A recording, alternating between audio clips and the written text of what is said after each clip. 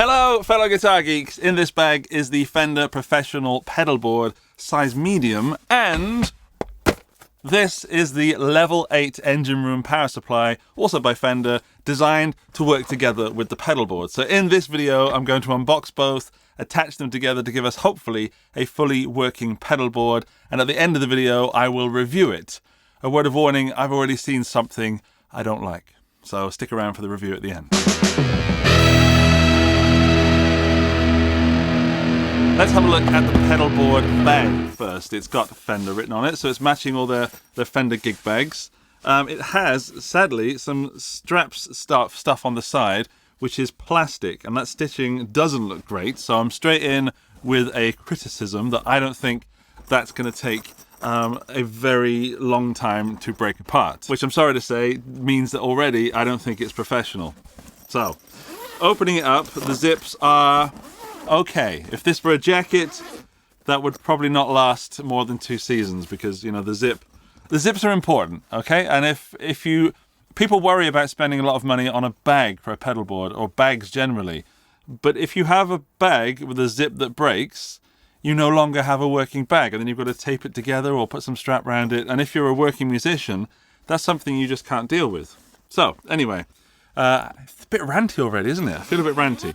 Let's open up the front pocket and see what we've got inside. We've got the shoulder strap, which is also plastic but partly metal. Can we see that? Hang on, where can I put it that you can see it? There. Oh, it's just opened. there's a little sneaky peek.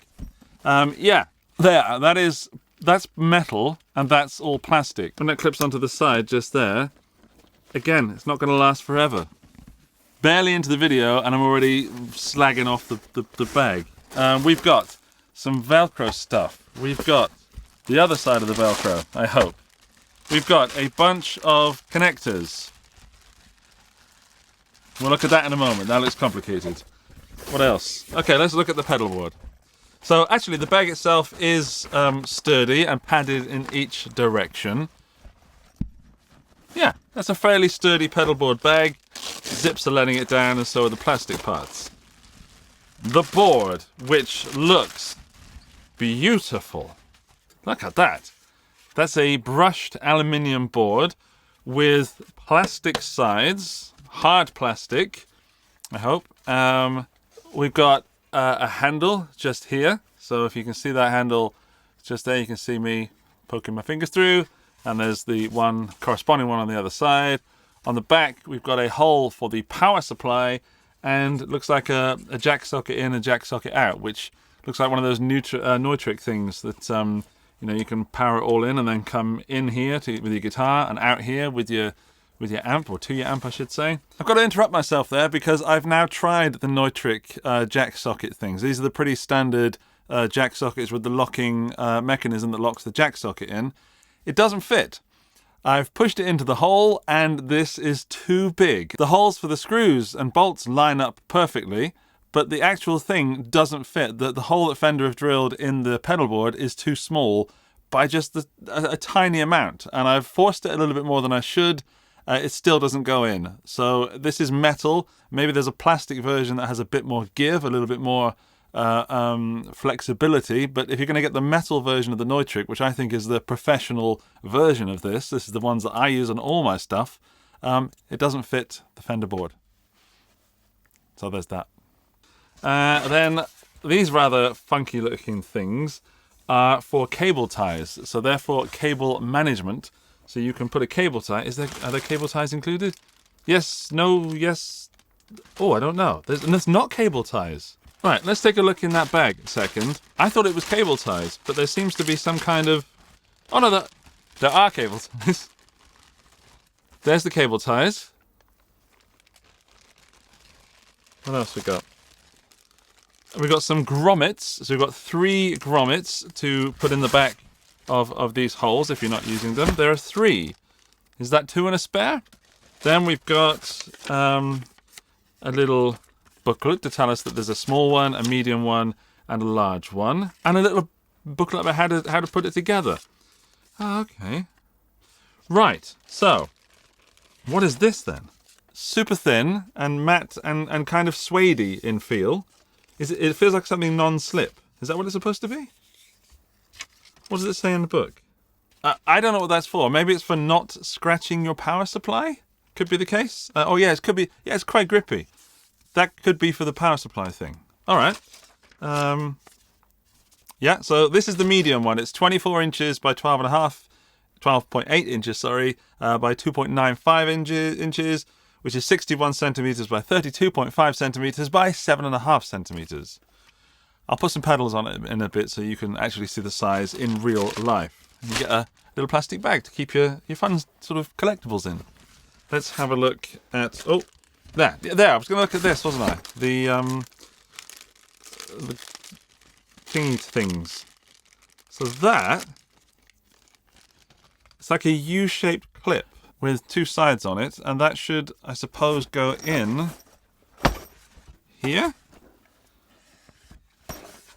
Like that. And then, hang on, let's refer to the manual that Fender suggests that I should refer to. It does say EVA foam strips provided to ensure a protected and secure fit for the power supply. So I was right.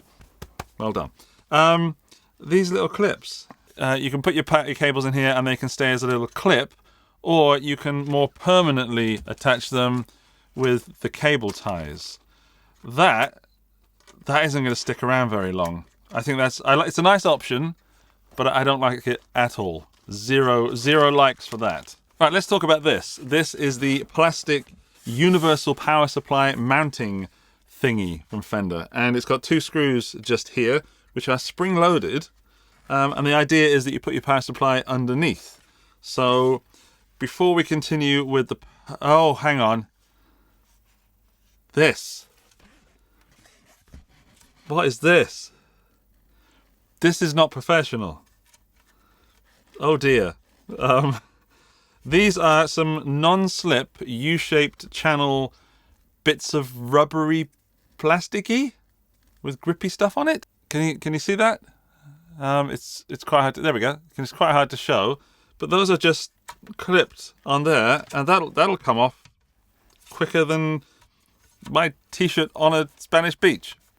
Yeah, that's going to come off really quickly. You're going to lose those, so those need to be glued in place if you ever want a hope of not losing them. They're quite tight, but that's, yeah, look. There, coming off. All right, so far, as a pedalboard, it's looking pretty, but there's some stuff about it that I don't like. Let's look at the engine room power supply.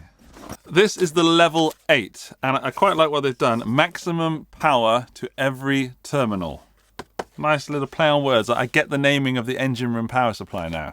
So that's that makes sense. Level 8 meaning that we can power 8 pedals. So cracking this open, we've got a bunch of cables, which is useful. We've got a mains power cable. Now I should say this came from America, from Fender, so it's got the American power supply on it. But you should get, if you buy outside of America, your country's correct cable. So I need the European one. If you're in the UK, you get the classic 3-prong one that you should never ever step on because it hurts. But that's the American one, so I'll need to provide my own, but that's because it came from America. We've got a safety manual. Very important safety there. And there is the power supply owner's manual. Okay, so I'll read this when I'll read that when I'm actually looking at the power supply, but just a quick look at the manual tells you everything you need. The important part is, because I've got the American cable, it does accept 100 volts to 240 volts, so you can operate it internationally, and it will switch automatically depending on where you are. So you don't need to worry about frying your pedals if for some reason you have a gig outside of the country in which you're in and requires different voltages. That's the dream. Okay, it's quite heavy. 705 grams, 1.55 pounds. Okay. Again, silver, matching the board. There it is. Shiny, shiny. The engine room level 8 from Fender. Sticker on the back with all the information that you need and safety stuff. We've got 6 isolated outs. Each are rated at 500 milliamps and 9 volts. Then we've got a DC adjust one. So you've got 18 volts, 12 volts, or 9 volts. ×2, and each one has an LED status to tell you if it's giving power. Then we've got USB-A and USB-C.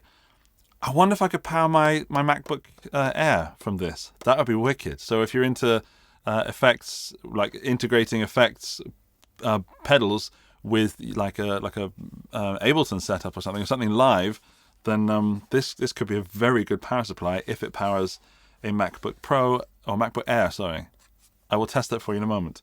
I'm going to attach this to the pedal board. So there are boxes everywhere today. Let's open that up. So there's this universal thing. So I'm going to crack that open, and it's kind of spring loaded, but you don't need to take it all the way. And then I'm going to put it in that way. There we go. Line that up with the back there, and then screw it back down. Right, I can still push it out, so I'm going to need to use these non-slippy things. Okay, let's see if those two little EVA foam strips help us in attaching a pedal board that stays and behaves. Going in that side this time. Right, where are the screws? Lining it up. And I've got it so that when the board is the right way up, you can read Fender. So that's the way I'm orienting it.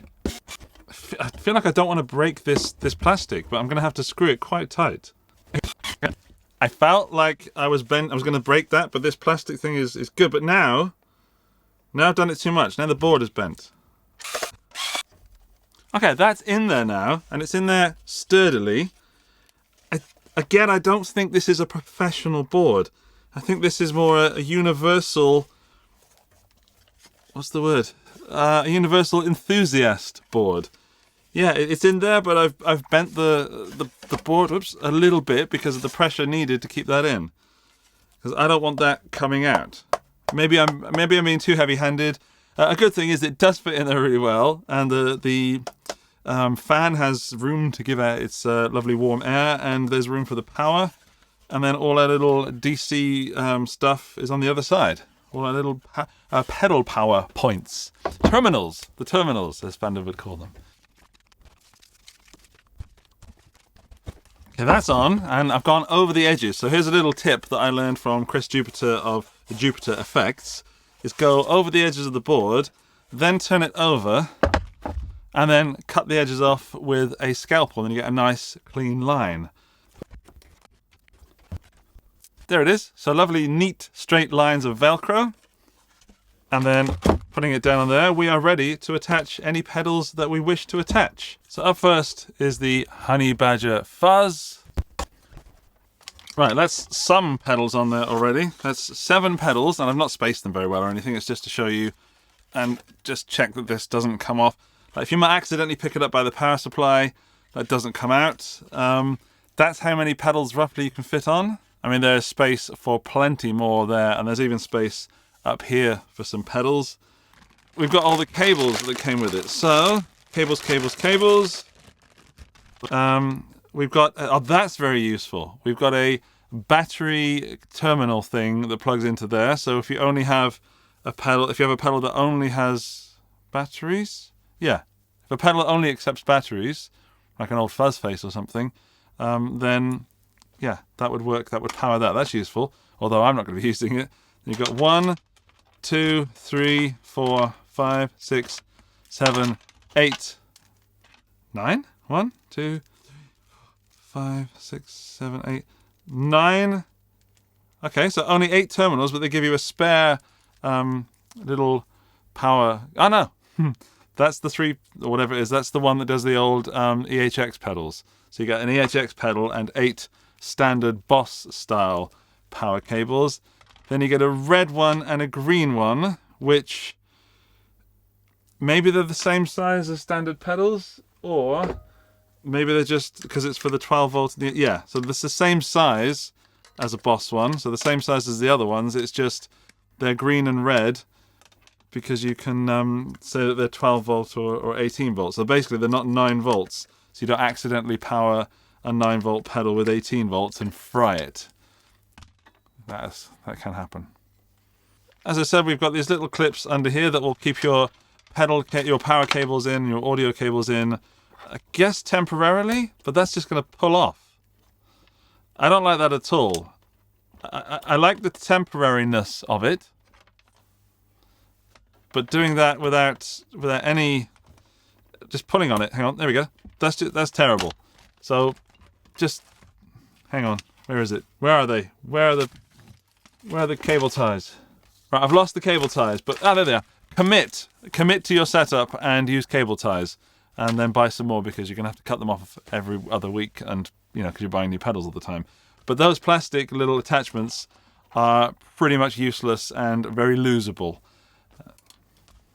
Zero marks for those. Not a fan of that stuff. Right, so I've got an awful mess going on here, but what I'm going to do is quickly go upstairs and get my MacBook and plug it into here to see if it powers off that USB-C. Okay, first let's power up the engine room. And there are no lights. I was kind of expecting lights to come on and flash. Maybe they do if I come on, give me some lights. No lights. Now I'm a bit wary whether to plug the powers in. All right, I'm not going to plug my MacBook into something that doesn't light up. I'm a bit concerned, to say the least. Maybe the lights only light up when they're... Ah! Okay, the lights only light up when you plug something in. Can you see that? So, no light, light. I guess that's good, but I'd like a little power light on there to make it look as if the power supply is actually on, because that would be nice to check. But I guess once you've taken a pedal board and put all the cables in, yeah, it should light up anyway. Let's see if this USB-C does anything with my MacBook.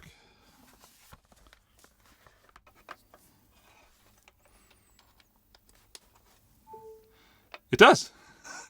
Okay, there was a nice little reassuring ka-ting. Put my password in, and then is it charging? It says it's charging, and the power is coming from the power supply. That is great. So if you need to power a 2021 MacBook Air from this, and you have those specific needs, this engine room will do it. That's good news. Not that I need that, but you could charge your phone from it. I mean, if you're using any apps, any software with a rig, this power supply does it. And it's got USB-A as well, so you can charge other stuff from it. I like that. Okay, that feels like the most positive thing I've said about this whole thing so far. I feel very negative, as if I've been very negative today. Yeah. Hang on, I didn't put my grommets in. Let's put my little grommets in. I didn't put the grommets in. Let's pop those in. Okay. Well, that's rather anticlimactic. Anticlimactic. It wasn't as good as I expected it to be. I don't really see the point. Just leave it open. Right, this kind of leads me on, unless that goes in the opposite way. Then you can have a little F on your... Okay, there we go. That looks pretty now. Now it looks pretty. All right, it looks prettier than it did. I'll give them that. Right, the unboxing experience and attaching the power supply was quite a journey, and I'm glad I did it. I think that if you're going to do this, then definitely use those little foam things, because that stopped this slipping miraculously. I have bent the board slightly by screwing it in too tight, but it needs to be so tight because I've tried it around both ways and it just didn't stay in to my satisfaction. I think Fender have misnamed this board. I don't think it's a professional board at all. So Fender Professional Pedalboard, it sounds nice, but it is far from being professional. So we've got plastic parts, which means that they are the sort of plastic that it feels like... In fact, I'm going to have to take it off. Don't lose the screw. Right. Okay, so it's not going to fall apart. That is sturdy. That is strong. I wonder, how strong that is. It's like a honeycomb kind of structure. Yeah, all right. Strong, but yeah, it's not fair to say that it isn't strong enough, because I don't know, but it is plastic. What else? Let's stick that back down a second. Yeah, the grommets on the top with the inputs and outputs, nice idea for inputs and outputs. The grommets actually work better than I thought they did at first. The power supply fits in with this universal thing. I think that's a really cool idea. I guess that makes it professional because it makes it more likely that your power supply will fit this board. You need no other accessories. There's no drilling. There's no sticking. That's strong enough. I don't think you're going to snap that by screwing it in as tight as it needs to be. A big letdown is these feet. These feet are ridiculously silly. They should have been glued on. So if you're going to get this board, definitely get some super glue and super glue that on, because it needs it. It's just that'll slide off. You'll lose them basically. Speaking of losing stuff, where are they? That little thing that holds your pedals on. These little things. That's ridiculous. That's pointless. That's just going to fall off instantly. Then your cables are going to hang out. So unfortunately, you have to commit and really cable tie those things on. It is about 170 euros, which is about the same in dollars and pounds. You know, it's all roughly the same at the moment. If you're a big Fender fan, which I am, I think this is a nice addition if you want to keep Fender. But I think there are other boards on the market that possibly offer more, you know? So like Pedal Train, you get a decent bag, you get a board that you can drive over in a truck, and I don't think with these being plastic you can drive over them in a truck. What else? You've got even the Harley Benton spaceships. They're like $40 or 40 euros, and I feel that gives you as much as this, but what this gives you is the Fender name, and it is pretty. I love this brushed aluminium look, but when you start sticking pedals on it, you lose the look. Overall, I think Fender have sort of missed a little bit here. It's definitely not a professional board. It is not overpriced at 170 euros, but there are cheaper options. I don't think Fender has a winner on their hands here, even though I do find it quite pretty, and the cable management's good. So there's a lot of good features about this board. It really is. So that stuff, that's brilliant. Pedal Train doesn't have that. Harley Benton doesn't have that. The other one, Rock Boards, they don't have that as far as I know. Fender should have spent more time redesigning this. They should have sent this out to people like me, or just to the normals, and asked questions. My first thing would have said, "What is that? That's rubbish. Get rid of this grommety thing. That's just silly." And then don't bother with those temporary cable things, because that's just a waste of plastic. That's basically going to get thrown in the bin. I'm not going to review the power supply because I have another video coming up with that, with some Fender pedals. So in that I get to actually test the power supply. So if you want to watch that, then you can see it over there, because I'll put the video to there once that video is live. Otherwise, there's a subscribe button down there, and I hope you had a little bit of fun watching this and maybe even learned something about yourself. So yeah, it's nice to get to know you. Cheers. Bye-bye.